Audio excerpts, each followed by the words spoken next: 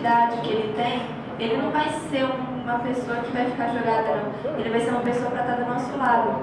Então é isso que eu peço a todos vocês, que andem com o idoso, não deixem ele lá e andem sozinho, andem junto com ele, dê a mão a ele. Se está difícil para ele, um dia vai ser para a gente.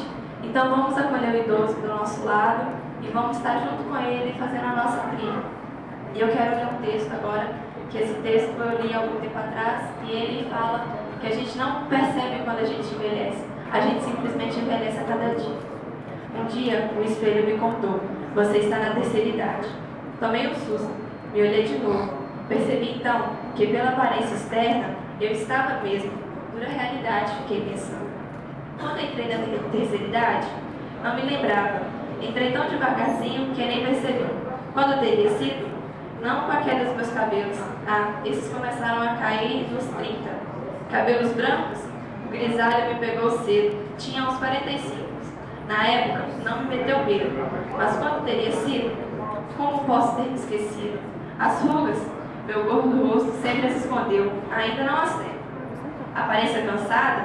Esta é de agora. Não defini a data. Mas um dia, sem que eu percebesse, entrei na terceira idade. O que é terceira idade?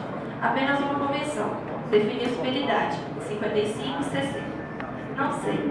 Sei que pela minha mente ainda sou adolescente. Agora, até mais que antes, voltei a agir por impulso. Me sinto ainda uma criança.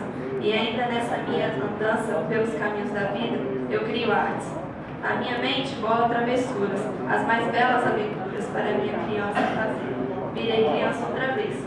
Aquela menina quieta, calada e tímida de outrora, mas que na hora de brincar inventava 1000 coisas na hora. Que as minha mãe enlouquecia. Assim era eu. Será um início de caduquice, mas ainda me sinto assim.